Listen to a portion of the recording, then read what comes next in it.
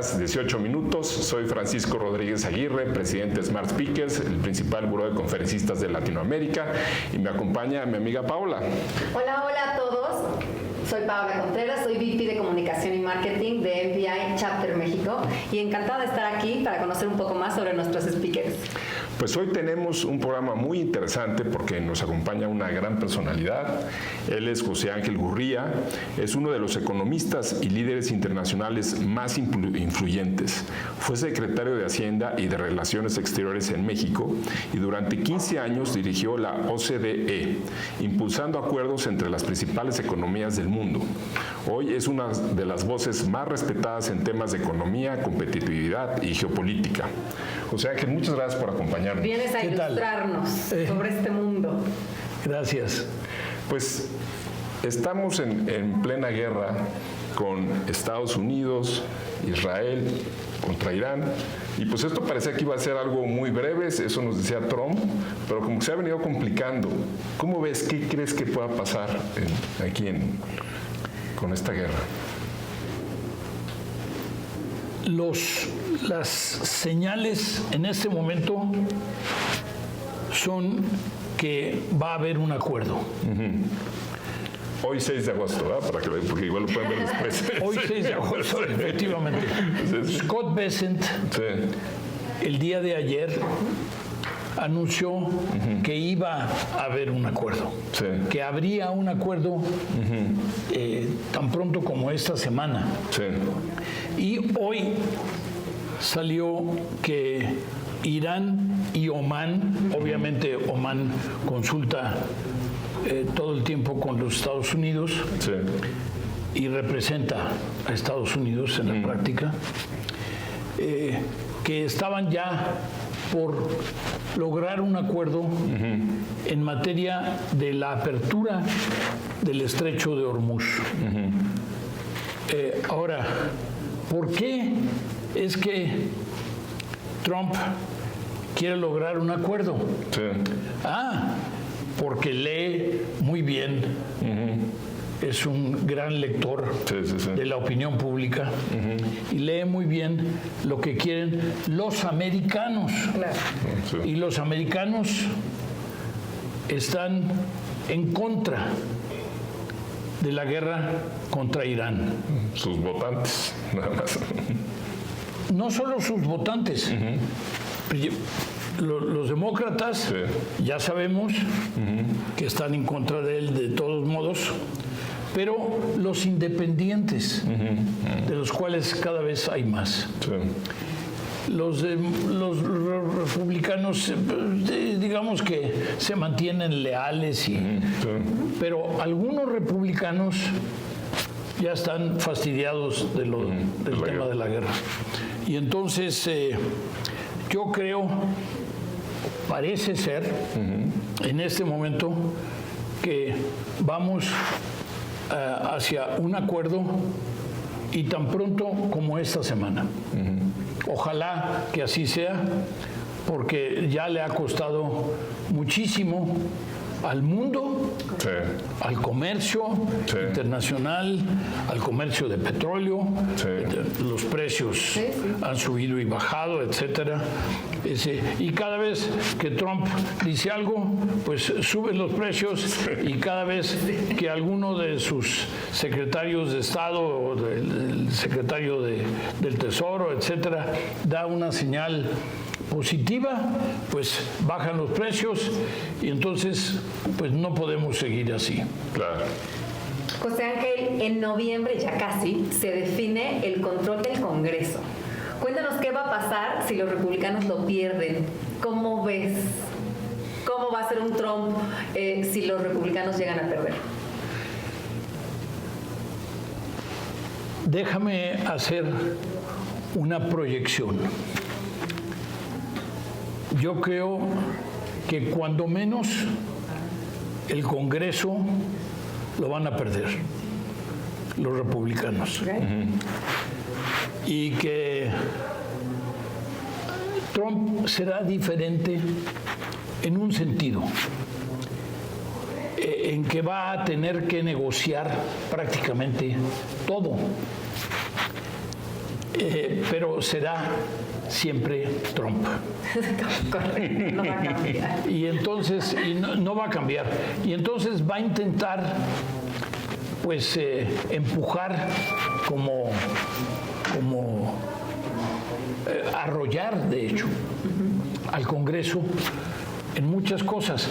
Pero los demócratas ya no se lo van a permitir. Bueno. Y no me extrañaría que los demócratas inicien un proceso de impeachment. Y es decir, ¿Para quitarlo? Para derrocarlo, para quitarlo. Pero si mantiene el Senado, que no sabemos porque solo una tercera parte del Senado se renueva. Y entonces no sabemos si sea suficiente una tercera parte, porque ya están muchos que están muy amarrados, y en fin, pero hay algunos que están inciertos y no sabemos si sea suficiente para cambiar. Sí, ese porcentaje. Y entonces es posible que pierda tanto el Congreso como el Senado. Wow. Pero digamos que, y además tradicionalmente las elecciones de medio término normalmente no le favorecen al presidente en turno. Y entonces, vamos a ver si el Senado y el Congreso lo pierden los republicanos, entonces vamos a agarrarnos de la silla, porque de lo que sea. Sí. Pero si mantienen, si pierden el Congreso los republicanos y mantienen el Senado, lo cual pues es posible, es posible también que pase el impeachment del presidente en el Congreso simplemente por mayoría, pero que no pase en el Senado. Wow. Y entonces se detiene el proceso. Sí. Pero estamos hablando de que va a perder cuando menos el Congreso, cuando menos, y a lo mejor el Senado. Sí, demasiadas variables, ¿no? No, pero ya sabemos que es cada vez más impopular. Sí. Y ya sabemos que hay circunstancias, el redistricting, el redistritamiento, los distritos electorales. Los distritos electorales en Norteamérica que pues sugieren que va a perder el Congreso, pero no sabemos en el Senado. Se lo ha ganado. José Ángel, ya más de un año que Trump puso sus famosos aranceles. Que nos puso a todos a bailar. Sí, a todo el mundo, ¿no? ¿Cómo le ha funcionado a la economía de Estados Unidos y a la comunidad mundial estos aranceles? Mira, a la economía mundial mal. Sí. Porque ha detenido las corrientes de comercio y en algunos casos, sobre todo cuando ha puesto aranceles muy altos, pues han detenido las corrientes de comercio. Pero a Estados Unidos no le ha convenido, en virtud de que lo que ha creado es inflación. Claro. Es sobre todo aumento de los precios en Estados Unidos mismo. Sí. Porque si tú le cobras impuestos por importar a muchos países del mundo, a todos los países del mundo, de hecho. Pues en alguno o varios, tú le atinas al tema de los precios domésticos en Estados Unidos. Y entonces, pues lo que tenemos es que no le ha convenido a Estados Unidos la fórmula de Trump de aranceles, y él dice que adora los aranceles, que los aranceles son la palabra más bella del diccionario. Entonces, bueno, no puede uno evitar. Oye, José Ángel, pero ¿cómo le han afectado a Colombia y a México, por ejemplo, este tema de los aranceles? Mira, nos ha afectado de manera diferente. A México menos, porque a México una gran parte del comercio entre México y los Estados Unidos se lleva a cabo bajo el TEMEC. Y hasta ahora el TEMEC lo ha respetado el señor Trump y sus secretarios. Y entonces, pues prácticamente la exportación, pues, y además es muy interesante porque antes como la mitad se hacía bajo las reglas del TEMEC y la otra mitad se hacía bajo las reglas normales, porque había un impuesto de 2,5%, un arancel de 2,5%. Y ahora pues los aranceles son del 10, del 15, del 25, del 50, etcétera. Depende del país. Dependiendo del país. Y ahí se ve que México tiene ventaja comparativa, México y Canadá. Y ahí se ve y se siente claramente, inclusive en las últimas fechas se han batido récords en materia de exportación a los Estados Unidos y sobre todo en electrodomésticos y sobre todo en materia de inteligencia artificial. Correcto, de tecnología, correcto. Es tecnología. Y parece que México, pues, es bueno para exportar eso. Es bueno para producir y para exportar a Estados Unidos, en donde la demanda es insaciable. Y entonces, pero a Colombia más. ¿Por qué? Porque pues empezamos la relación entre Trump y el señor Petro con una tensión muy clara. Y entonces le puso aranceles, y de los aranceles con el señor, con Colombia, con Petro. Yo digo con el señor Petro, pero ya cambió de la Espriella, será el próximo presidente de Colombia, pero los aranceles a Colombia no se han modificado sustancialmente. Entonces, yo diría que como todo lo que tiene que ver con Trump, es muy personal y le está pesando a Trump el hecho de que tengamos un acuerdo de libre comercio. Y, por cierto, cada vez es un porcentaje mayor que se alinean al TEMEC, porque yo decía que 50 y 50 cuando era 2,5%, pero ahora pues ya se está viendo que es muy conveniente asociarse al TEMEC, entonces cada vez más exportadores se asocian al TEMEC.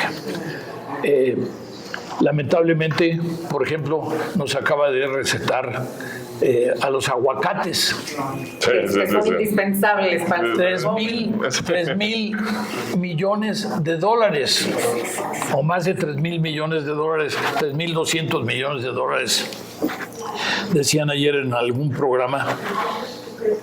Pues es una enorme cantidad, pero espero, lo del Super Bowl es en enero próximo. Correcto. Y entonces tenemos algunos meses para negociar y que se normalicen las cosas. Sí. Oye, y ampliando más esto, sobre el TEMEC, ya Estados Unidos lo rechazó, pero se van a hacer revisiones anuales, ¿no? O sea, no es que se haya terminado, ¿no? Pero rechazó renovarlo, ¿no? Creo que fue eso, ¿no? Entonces, ¿qué resultado crees que puede haber con esto? Es la peor solución. Porque las revisiones anuales quieren decir que anualmente, cuando menos anualmente, pueden cambiar las circunstancias, pueden cambiar la negociación o se pueden salir. De hecho, se pueden salir pues con 6 meses de aviso previo. Y entonces es la peor solución.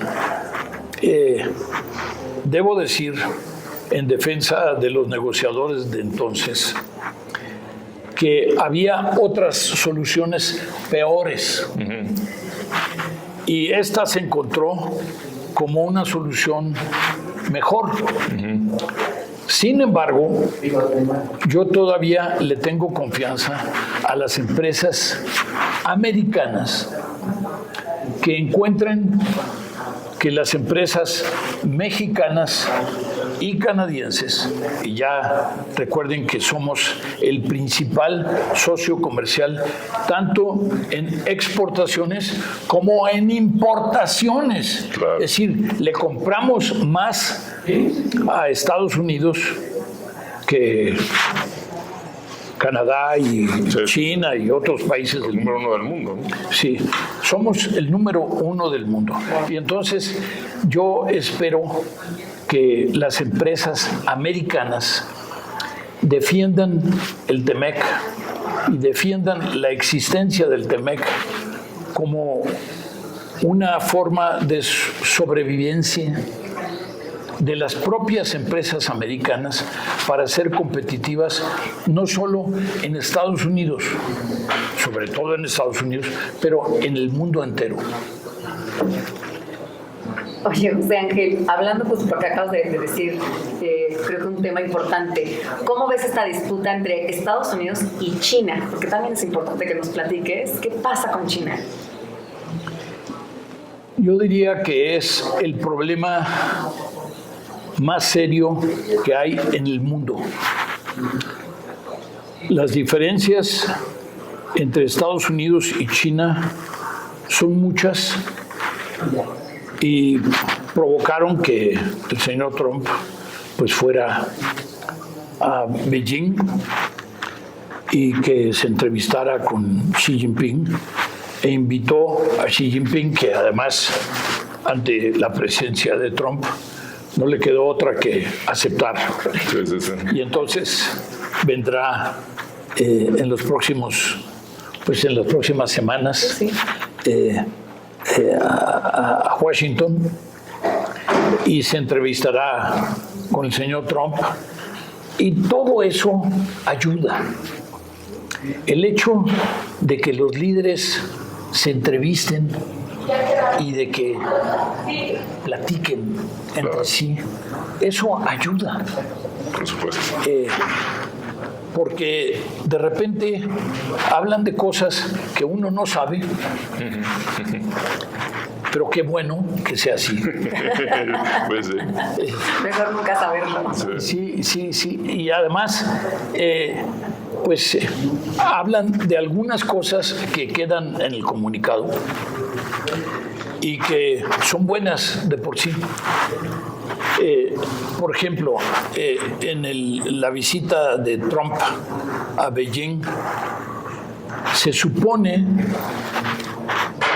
que Trump le pidió a Xi Jinping que le solicitara a Irán que entrara en un acuerdo. Sin embargo, pues no está muy claro que Xi Jinping se haya comprometido.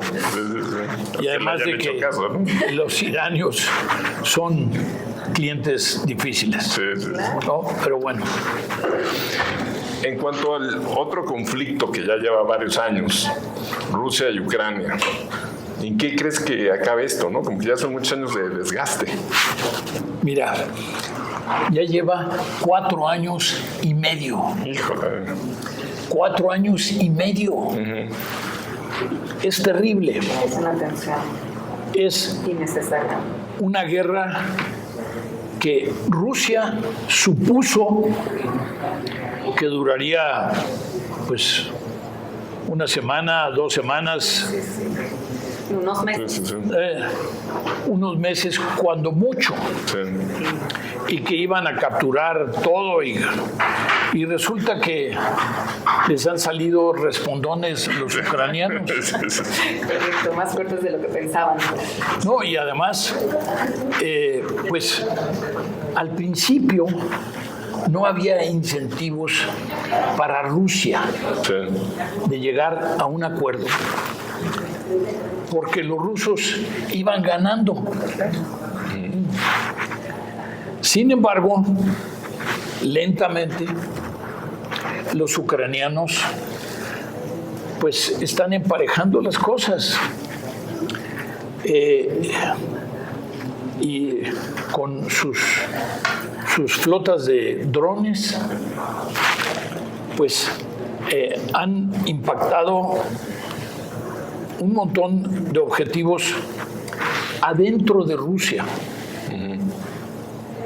No solo en las cercanías, quiere decir en Crimea sino adentro de Rusia.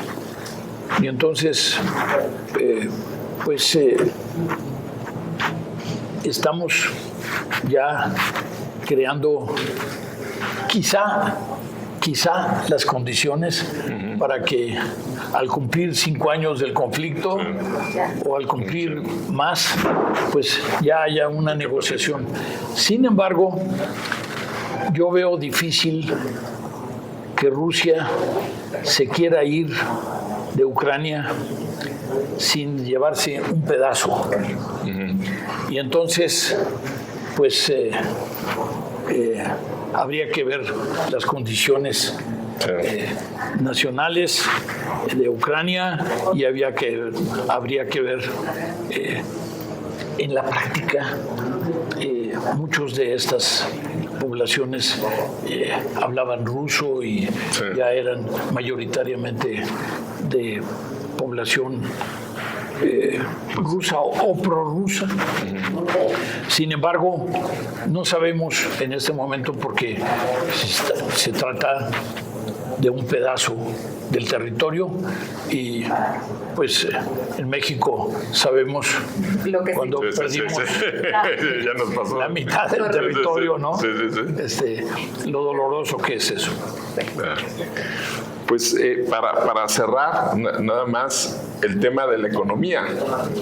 ¿Cómo ves la economía global y luego la mexicana y la colombiana? Mira, la economía global se está desacelerando. Y en general la economía de Estados Unidos quizás se está desacelerando más porque la economía mundial va a crecer como al 3.1% Sin embargo, la de Estados Unidos va a crecer como el 2.2 este año o 2.7 el año próximo. En fin, no pinta muy bien. No pinta muy bien. Sin embargo, pues son números muy malos para el mundo, pero son terribles para México. Son terribles para México. En México llevamos prácticamente 8 años sin crecer. Y este año pinta porque 1.1% o algo así. Es más, Colombia, que mencionabas hace un momento, va a crecer como el doble, entre 1.1 y 1.3 México, y Colombia como al 2.6. Es decir, al doble de México. Y Estados Unidos, en general, en el último trimestre, nosotros crecimos un poco más, pero ambos países crecieron muy poco, muy poco. Y entonces yo creo que pinta mal la economía mundial, pero pinta peor para México. Octavo año ya de no crecimiento o de muy poco crecimiento, cuando deberíamos estar creciendo al 5%. Sí. O cuando menos, como dijeron los del WEF, al 3%. Sí. Pero estamos creciendo al 1%, dicen que al 1.3%, el Banco de México dice que al 1.1%. Sí. Entonces, pues, no avanzamos. Son crecimientos muy bajos. José Ángel, pues, mil gracias, pero pues ahora sí que ya llegamos. De sacar otros 20 minutos, porque es muy interesante platicar contigo, José Ángel. Sí, muchísimas gracias. Con toda tu experiencia, conocimiento. Muy amable. Bueno, pues amigos de 18 minutos, muchas gracias por acompañarnos. A Mundo Ejecutivo, a MPI, a Brivé. Gracias. Paola. Muchas gracias, amigos. Nos vemos en la próxima. Sí, hasta luego. Por favor, si les gusta, síganos, compartan este programa y hasta la próxima. Bye. Bye, bye. Hasta luego.